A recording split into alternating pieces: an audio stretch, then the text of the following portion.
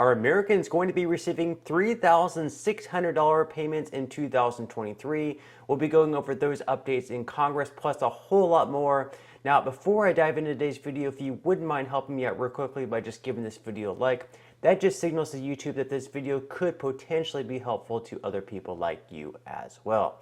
Now, diving into our first story for the day, Biden House GOP refused to budge as key debt ceiling deadline looms. So we had this debt ceiling deadline is coming up on Thursday. This is going to be a soft deadline. Janet Yellen is saying there are some other ways that we can continue to pay our bills in the meantime, but this is something that they definitely need to get moving on.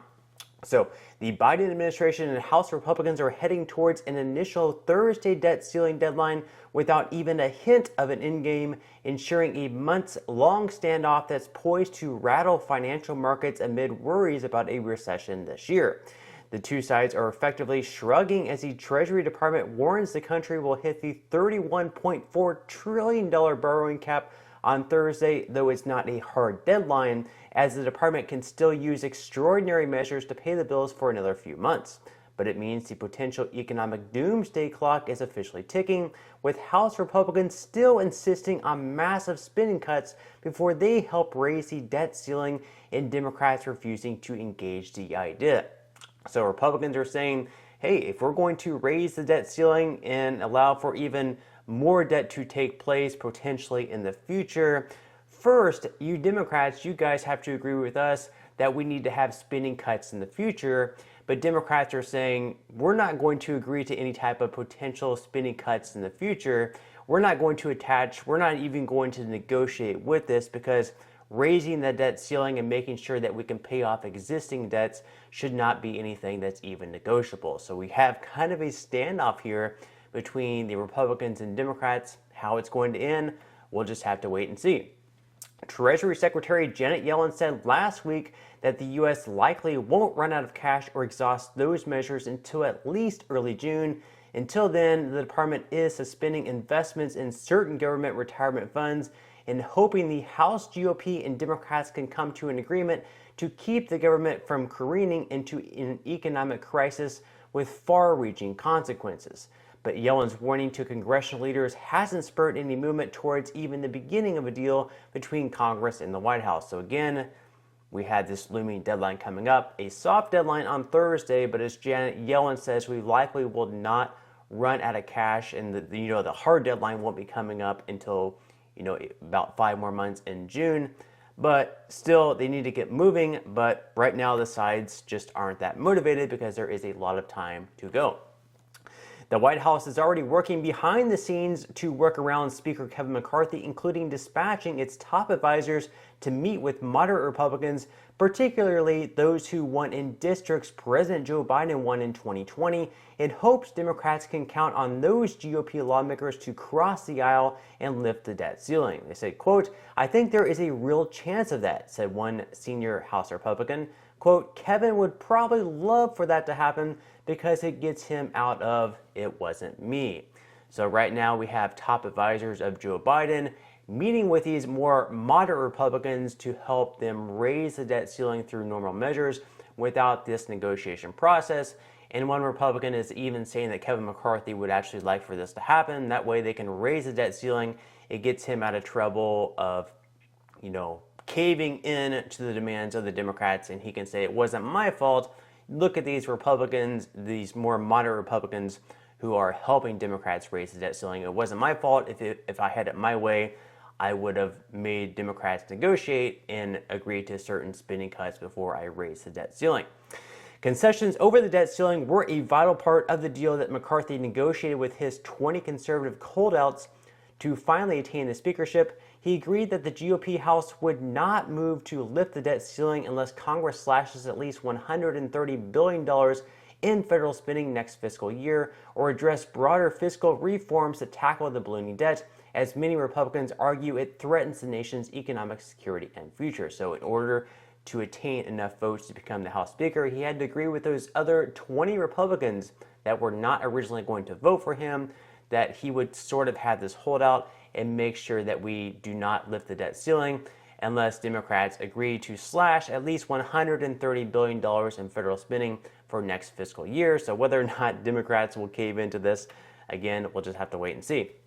Meanwhile, the primary concern for financial markets is whether the debt ceiling brawl forces the U.S. to miss a payment owed to Treasury bond holders. Treasuries, usually seen as extremely safe assets, underpin the global financial system and are closely tied to lending products like mortgages. Missing a payment could send the stock market off a cliff, though Wall Street analysts are split about how much of a threat the standoff actually poses to the economy. So they're saying if they're not able to raise this debt ceiling by June and we default, that could potentially send the stock market down even further. We could have a very bad crash. That is something that they are wanting to avoid to have happen. Now, other than that, we're also going to discuss those $3,600 payments that may or may not go out in 2023. It's something that's still being talked about, something that they actually wanted to have included in that omnibus spending bill back in November, December, whenever those negotiations were going on. So this article right now is from Newsweek. It says the U.S. Senate on Thursday passed a $1.7 trillion omnibus spending package that would fund the federal government until next fall.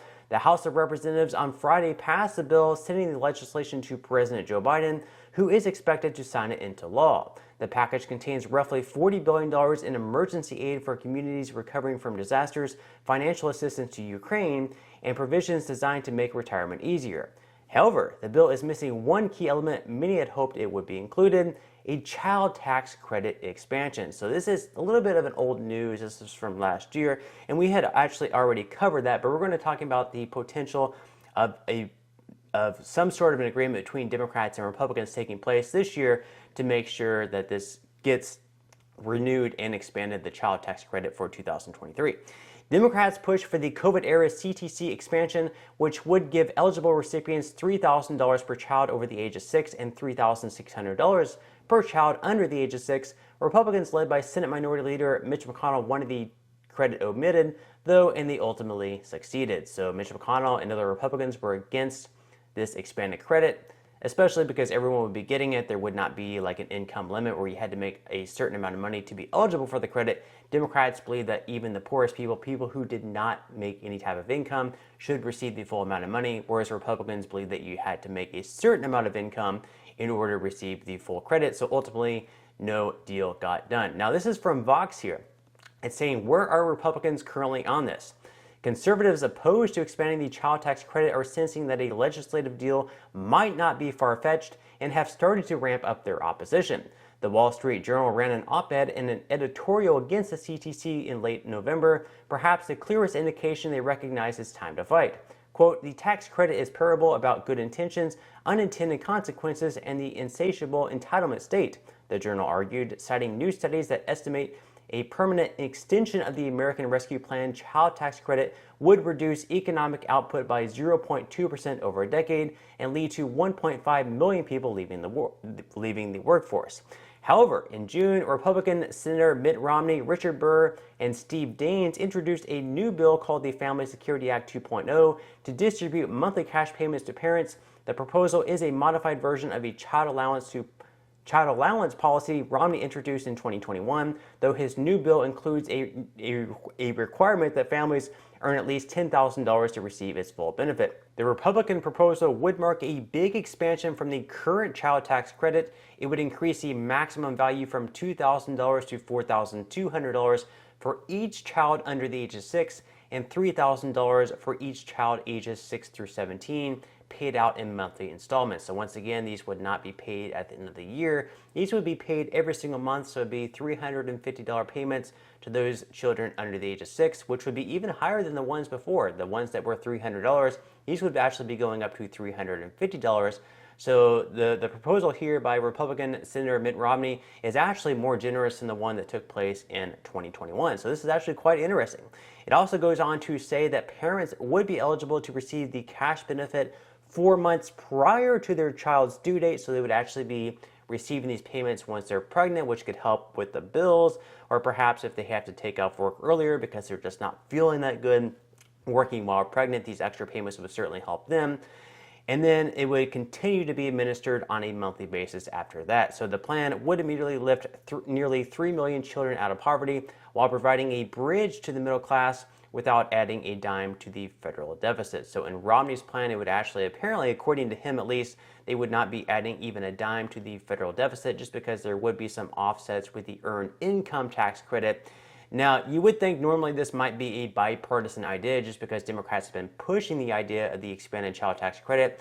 However, in this plan, there would, once again, you would have to earn, I believe it's $10,000. Yes, you would have to earn at least $10,000 in order to receive the full benefit. Democrats are arguing that there should not be a work requirement, that you should not require someone to earn a certain amount of money in order to receive this money on a monthly basis. And a lot of Democrats might even argue that the people who really need these monthly payments of $350 are those who actually earn less than $10,000. So in order for a deal to get reached, I'm not sure if they'll be able to bridge that gap. Maybe they can bring that $10,000 figure down just a little bit more and get more Democrats on board. But the good news here is that there is a good likelihood of this potentially passing, just because we do have some Republicans on board with this idea. Again, this is a bill introduced by 3 different Republicans in Mitt Romney, Richard Burr, and Steve Daines. So there is a chance, but it just comes down to whether or not Republicans and Democrats can bridge that gap and actually make it happen in 2023. But let me know what you think down in the comment section below. Would you like to see something like this happen? Are you for it? Are you against it? Let me know why or why not. But on that note, I'm going to go ahead and wrap up this video. Again, if you enjoyed the content in today's video and you would like to see more like it, make sure to give this video a like, subscribe to my channel if you have not already, and I will see you in the next video.